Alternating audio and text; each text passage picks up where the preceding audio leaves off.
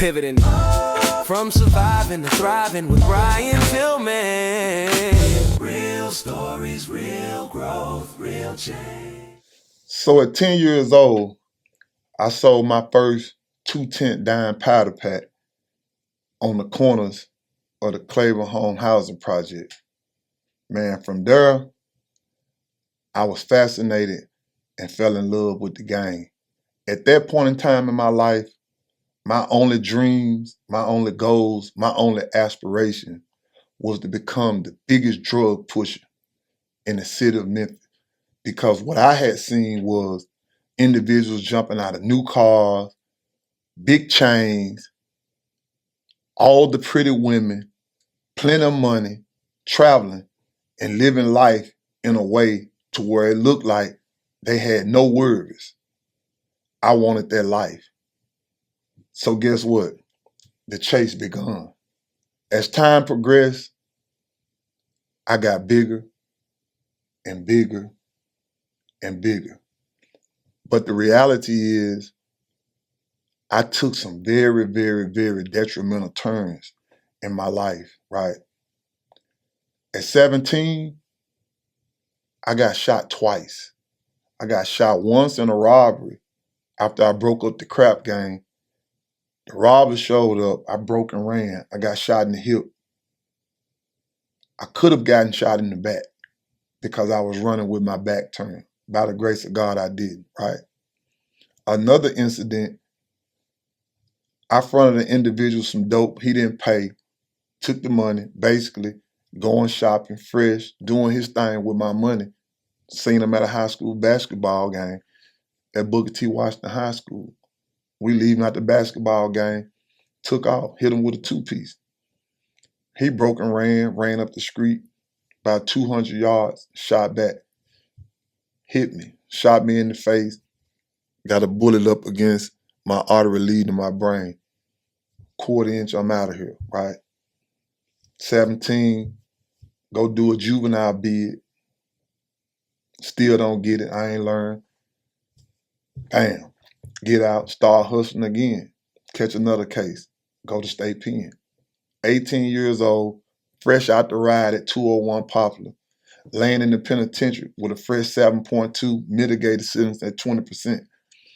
Laying there, lay and play, do what I need to do, go to the parole board on my safety valve date, which is an early release date, end up getting out in 13 months. Get back out, run the bag back up again, still chasing. I ain't got it yet, right? I'm chasing. I'm chasing that monkey. I'm chasing that bag. I'm chasing that money. Bam. I get a 13-month run.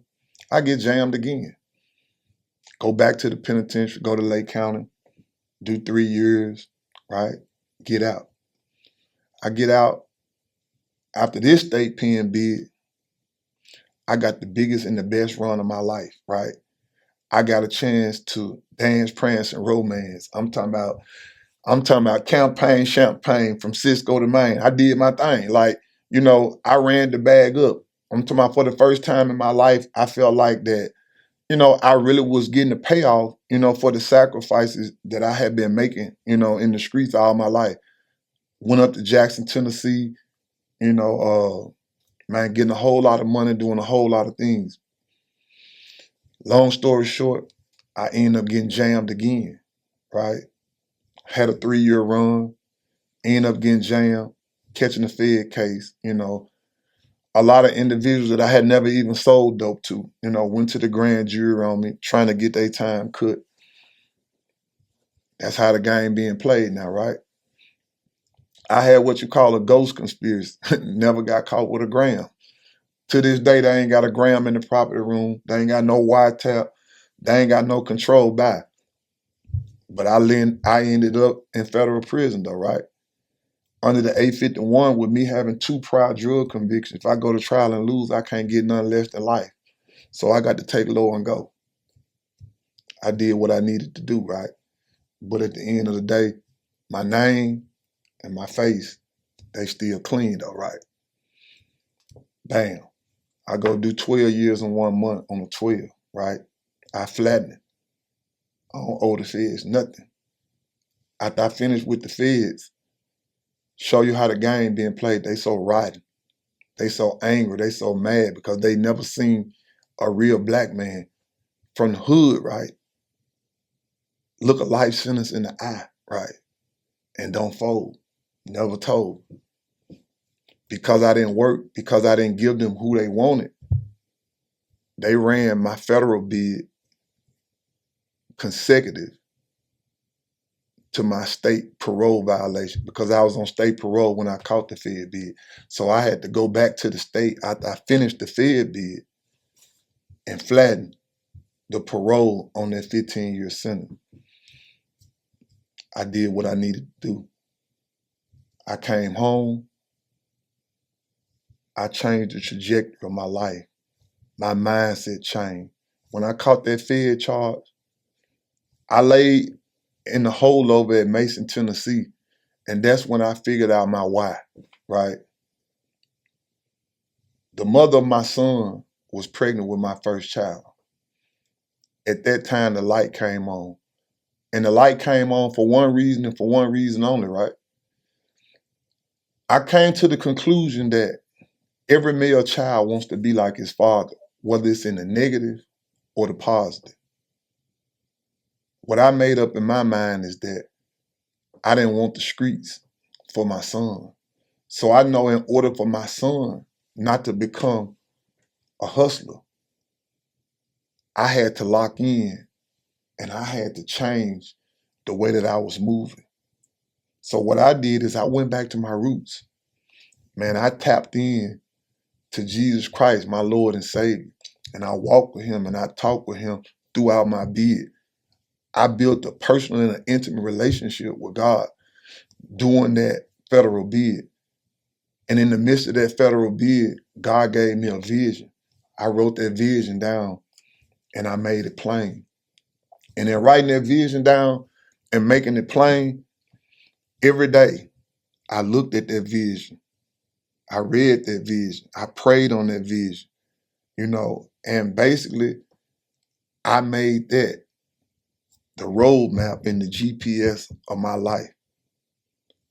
So when the time came and the doors came open, man, I did what I needed to do. So while I was trapped in the belly of the beast, guess what? I took that time and I started writing my feelings and my emotions about the life that I had lived when I was out there on the streets, running and gunning, moving and shaking and doing my thing. Those writings, while I was laying in the belly of the beast, manifested itself into my first novel, Sex, Money, and Murder, The Cornerstones of the Game, a book that I wrote while I was incarcerated, came home, started a publishing company, Strictly Street Publication. That's how I made my first $30,000 and started investing in the real estate. The first property that I bought for $4,000 from the Shelby County Land Bank, you know what I'm saying? I renovated the property, turned it into a rooming house, and started getting my paper. Unfortunately for me, in the first 3 or 4 years I was home, tragedy script. I lost my mama, my daddy, my sister, 2 uncles, 2 aunts, and my granny. I lost my whole immediate family to death. So the reality was I didn't have nobody couch I could lay on. I had to man up. I had to do what I needed to do. I had to stand on business the right way. But in spite of the trials, tribulation, affliction, and adversity that I went through, man, I stood on big God business. And big God did what he said he was going to do. He said he'll never leave me or forsake me. So guess what? I trusted that. I believed in that. Because when my father transitioned, he left me a property and he left me a lot. So moving forward, MLG and W ended up buying the whole area where that property was that my daddy left me, along with the lot. So what I ended up doing was getting a private appraisal, an independent appraiser, that basically gave me an estimate on what that property was actually worth. as opposed to what MSG&W was trying to give me. They ended up going with the appraisal from the independent appraiser. I ended up selling those 2 properties. I ended up buying 2 more properties. And the cycle went on and on and on. And over time, I ended up owning 10 rooming houses. So let me tell you what that looked like. To the young brothers, right, that want to get in the game, let me tell you the real game. A lot of you young brothers got real skill sets, but what you got to do is you got to transform that skill set that you got from the streets, and you got to bring that skill set to corporate America. Let me tell you what I did. What's the difference in taking a brick of cocaine, right, and taking the 3 options you have and taking that same skill set to corporate America? Let me show you what it looks like from the lens of real estate. The same 3 options you got to sell that brick of cocaine whole to make a few thousand, to break it down into 36 ounces, make a few more thousand, or cook it up and sell rocks and maximize the profit. Let's go over here to the real estate game. You buy a house, you renovate, you sell it whole and make a few thousand. You rent it out monthly, make a few more thousand.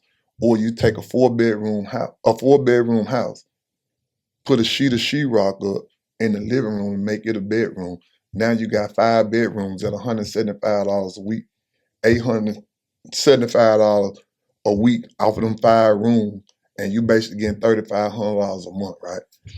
Bam. Let's multiply that, right? Let's multiply that by 10. Now you talking about you got a $350,000 straight drop income, right? All you got to do is pay tax. If you don't cut Uncle Sam out, he ain't gonna make you cut it out. That's the new game, right? That's how we really moving. That's how we really shaking. That's how we really rocking now, right? Bam. Fast forward. I'm basically passionate about my people, about my community. I done built this intimate relationship with God. So now my focus is on cleaning up what I messed up. I go back to that same community that I once sold that poison in, that I once was part of the destruction. Now I want to help rebuild my community. I want to feed, you know what I'm saying, the unhoused. And basically God showed me what he wanted me to do. That vision that I wrote down and I made plain, God told me to do 3 things. I call it the 3H approach to success, right? He told me he wanted me to feed the hungry. He wanted me to provide housing for the homeless. And he wanted me to be a listening to ear to those that had lost hope. So guess what? Everything that I'm doing right now today is part of that vision that I wrote down and I made plain. That's part of my success story, right? That's how I've come to be who I am. If you work the plan gonna work. If you do things according to God's will, God's word, and God's way, man, it's gonna manifest an astronomical reward. You just got to trust and believe that he is who he say he is. He gonna do what he say he gonna do. So basically, like, I got into intervention work. I climbed the scales. I climbed the ladder. I started off, you know what I'm saying, being a violence interventionist. I went from being a violence interventionist to a credible messenger. I went from being a credible messenger to basically to being a supervisor, from a supervisor to becoming the assistant director of a violence intervention and prevention organization. I went from there to becoming an executive director of my own organization. I'm the CEO of Tillman Investment Incorporated. During the pandemic, I started Clean Sweep cleaning and sanitizing service. Basically, what I did was I basically kept my people safe during the pandemic. The elderly that basically had pre-existing medical conditions, 1 day a week, I sprayed their properties for free and kept them safe. Basically, as the CEO of Clean Sweep cleaning and sanitizing service, I implemented the 5P approach to doing business. So I'll end with this, giving you what the 5Ps are. The 5Ps of doing business with Clean Sweep cleaning and sanitizing service was, I'm gonna always be professional. I'ma always be punctual. Time is money. And when you done spend as much time as I spend incarcerated, that's the most precious asset that you have. So I'ma always be punctual. I'ma always be precise. I'ma give you the best that I can give. I'ma always use exclusive products, and I'ma give you the first 4 things for the absolute best price. That's who I am as the host of Pivoting from Surviving to Thriving. That's where I started it, and that's where I am now. Much love and peace. Stay tuned. We got more heat from the streets coming. We out.